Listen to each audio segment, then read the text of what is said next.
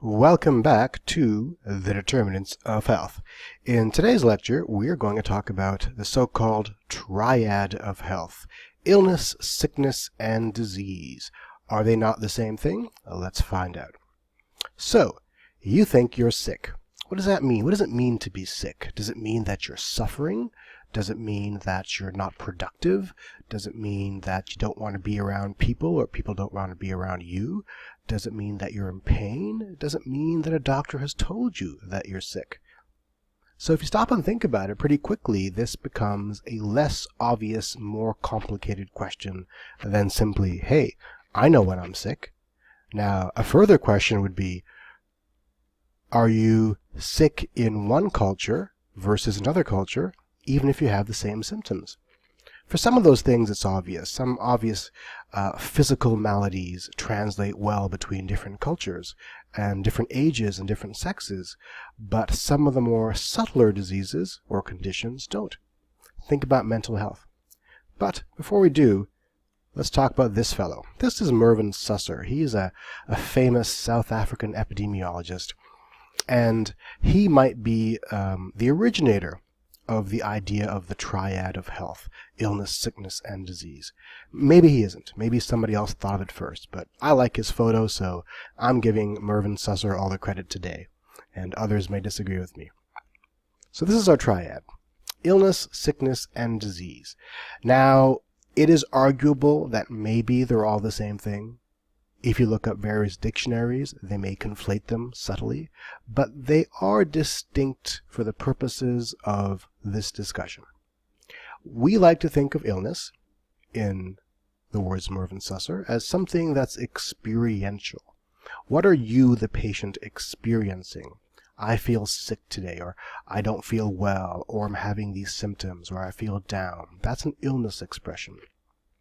With sickness, we're talking about the relationship between your symptomatology and cultural expectations, or your environment, or the extent to which people tell you you need support, or the extent to which people tell you you need to get well. Now, suddenly it gets a little complicated. And with disease, we're into the formal medical system. Disease requires a diagnosis, a definition, and therefore a treatment. It's at the disease stage when typically we would see a doctor. I stole this slide from the medical school at the University of Ottawa. So they have a slightly different approach to this. They will look at this from the disease side first. Previously, I suggested that we begin looking at it from the patient's perspective. I feel ill. Maybe I'm sick. Maybe I have a disease. From the doctor's perspective, well, you probably have a disease.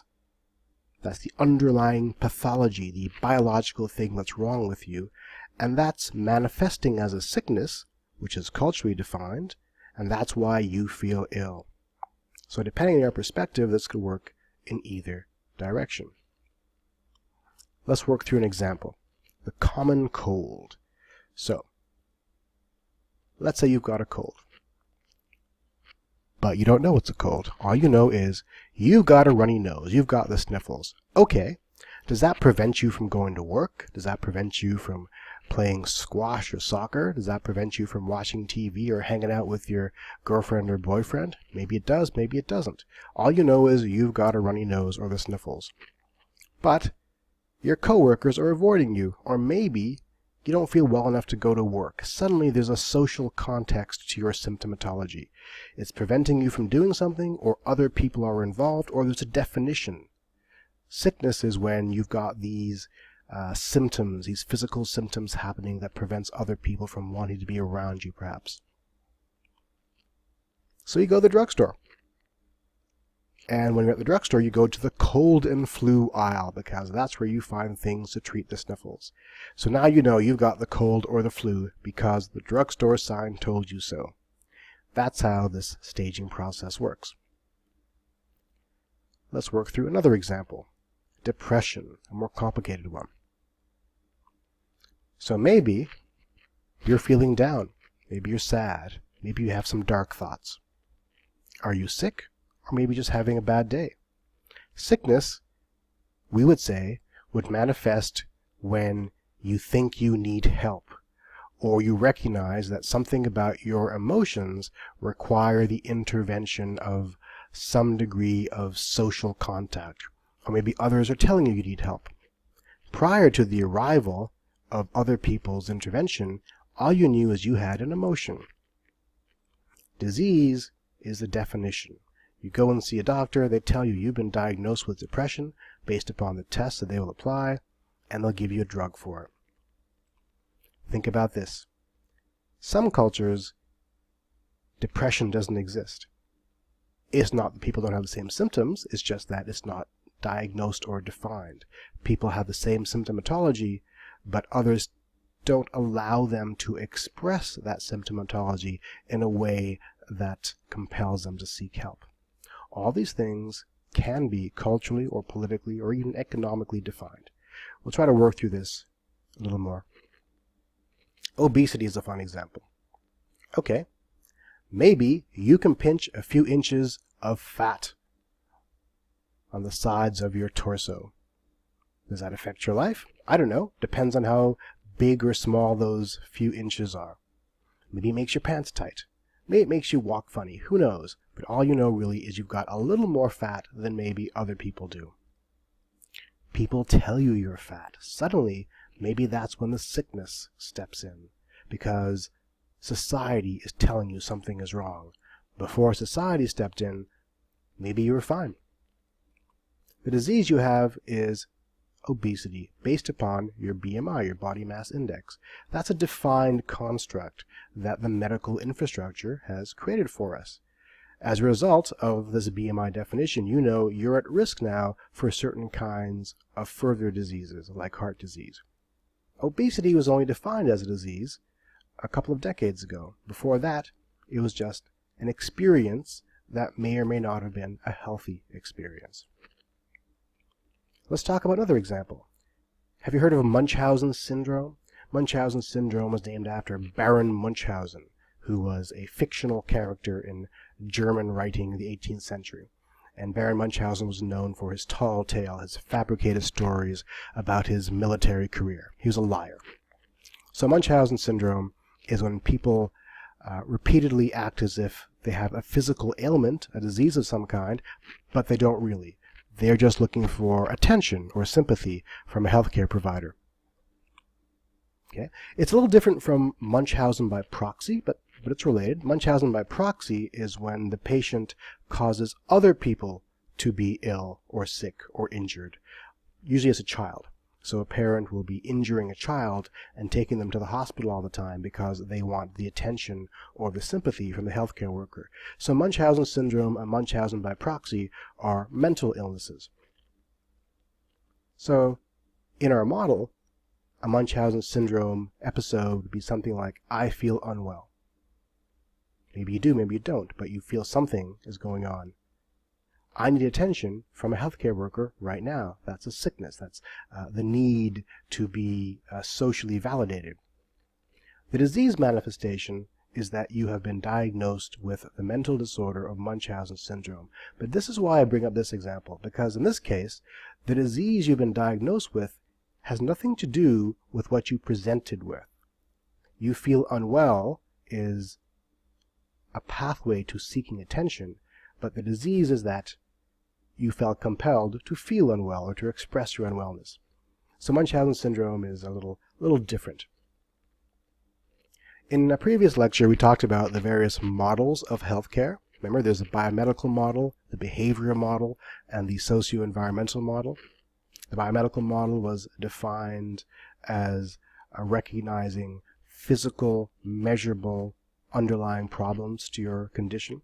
The behavior model was characterized by recognizing that lifestyle choices were key to your health condition, and the socio-environmental model was characterized by recognizing that aspects of your environment were contributing to your health condition. We can parse these models across our triad of health as well. So the disease state is mapped onto the biomedical model, obviously, because both of these states require a pathological physical underlying condition. Illness, we would say, is related to behavior. So how you feel is somewhat mapped onto what you're doing.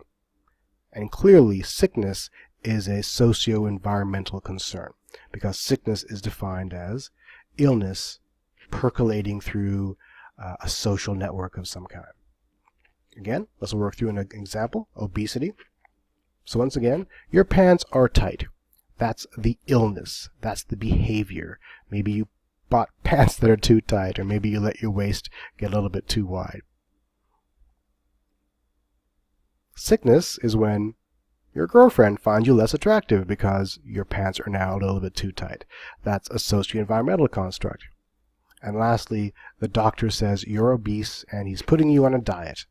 That's because he's defined you as having a disease, which is in the biomedical model. So we care about disease for a number of reasons.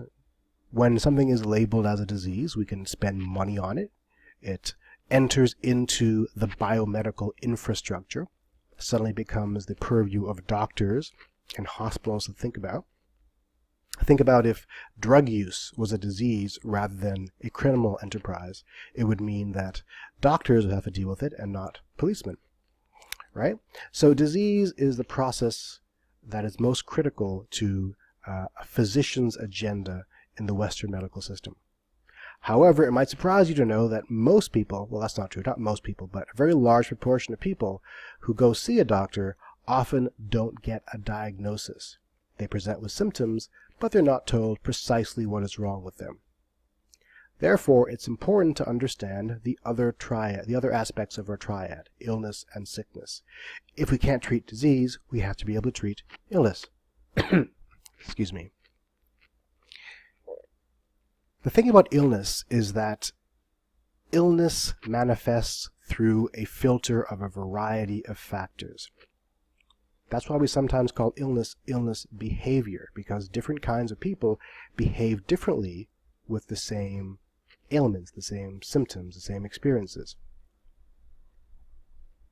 Their experiences and behaviors are filtered through a variety of contexts, including culture. I mentioned culture already.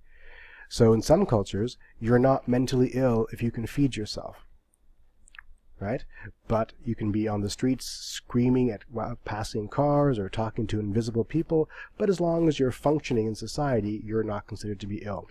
Other cultures obviously would say, no, you're mentally ill if you perceive something that's not there, or you're being socially disruptive. So the definitional changes vary with culture and over time as well. How you present is going to be different depending upon different kinds of people. Whether or not you believe that something is a health concern or not will determine how you behave with your illness.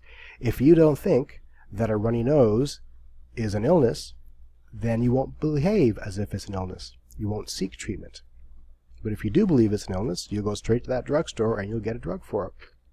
If you don't believe that constant sadness is a sign of depression, then you won't seek care for it. You won't consider yourself to be ill or sick. Men and women respond differently to various symptoms and experiences as well. That's why we have the so-called man flu. Social class. So working class people versus upper class people will behave differently depending upon the conditions that they're experiencing. So if you're a poor person who has to do physical labor, chances are you will persevere through minor ailments and go to work and not express discomfort. Whereas if you can take a day off because you work in a higher income position, you will do so. Learned behavior and triggers also play a role. For example, if you see on TV that a runny nose means that you've got a cold and you need this product, chances are you're more likely to behave as if you need that product, and so forth. As a result of having to think about illness as a treatment approach, we have something called the patient-centered approach that we like to teach in medical schools.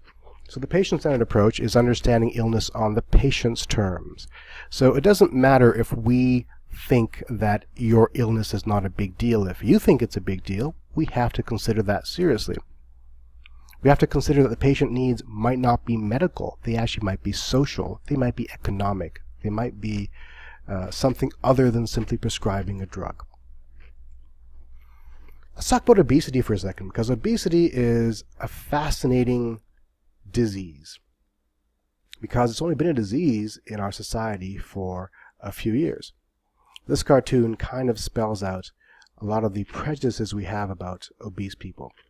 You are fat. Are you lazy too? How big is your cafeteria? Can I nap on the job? There's this conflation between being large and being lazy and eating too much.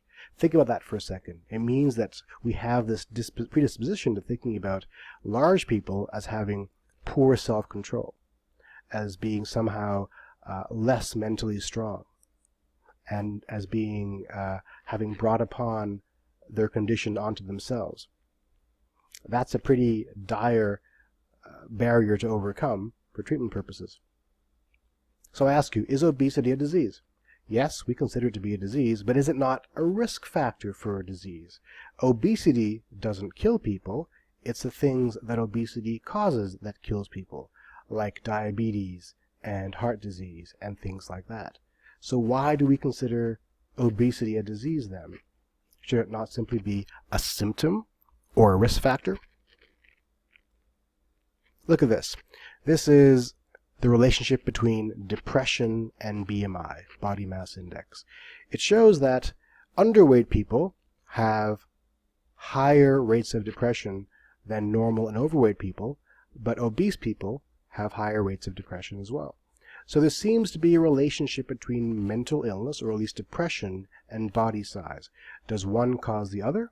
We don't know. This starts the conversation of how the various determinants of health are related and how various other diseases are related to each other as well. So it's important to be able to categorize our ailments in the appropriate domains in order to marshal the resources to combat them accordingly. I talked about body weight being associated with risk factors like heart disease. This shows us that healthy people have much lower rates of heart attacks than overweight and obese people. We all know this. This is not anything surprising. If you're obese, you're at a much higher risk for heart disease. However, if you're obese, you're also at a high risk for not having health insurance. Suddenly, the conversation gets a little complicated. Suddenly, obese people are likely to be depressed, likely to not have health insurance, and also likely to have heart attacks. So they're at high risk for a lot of things. And so how we approach their condition has to be multi-tiered. Isn't obesity associated with wealth? Why did I think that? Historically, that was the case. Historically, we had an impression of large people as being rich because only the rich could get fat. Only the rich were rich enough not to have to do manual labor. Something changed in the last 100 years or so, where it was the poor that got larger, because the rich could suddenly afford to go on vacation, have healthier foods, and have people come to their homes and train them. So now we have this inverted U-shape, where the extremely poor have low body mass because of extreme poverty and deprivation. The extremely rich have low body mass as a result of having access to very good nutrition and exercise, but it's the middle people who are more likely to be overweight or obese. And in fact, it's the slightly less than average income that is at high risk of being overweight or obese. So we have this association now between low income, moderately low income, and obesity. Obesity is also one of the last forms of discrimination that we're okay with. Think about all of the stand-up comedians that tell fat jokes still. So evidence has shown that overweight people are at a disadvantage in terms of pay, whether or not they get hired, how they're perceived, whether or not they're given complex assignments, and whether or not they're given opportunities for advancement as well. So this map gives us a little bit of a snapshot of which states in the U.S. have actually implemented laws to prevent discrimination based on weight. So some final thoughts. When something progresses from an illness to a disease, do you think it increases or decreases the stigma associated with it. Think about depression for a second. So if your mental condition is now a disease, do people take it more seriously? Are you less likely to be dismissed by individuals? Prior to it being a disease, maybe people can say, oh, you're mentally weak, snap out of it, get your stuff together. But now that it's a disease, he just has a medical condition, he needs drugs, he needs treatment. On the other hand, maybe it increases stigma. Maybe now there's a label associated with you. Now you're one of those people. Now you're an obese person. You've got to see a doctor for this condition. That otherwise you'd just be one of us. You'd be normal. It works both ways.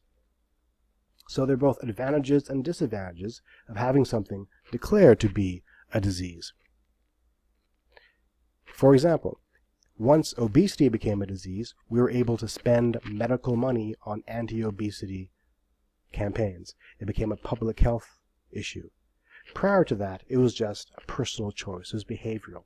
Like smoking. Smoking became a public health issue. Therefore, we're able to spend a lot of money on its campaign for eradication. So think about it. Think about the fact that what we think about as diseases are often constructed. And what we think about as illness and sickness and disease isn't quite a continuum as it is a flow of ideas that are affected by culture, by politics, by economics, and by the expectations of your society. Thank you.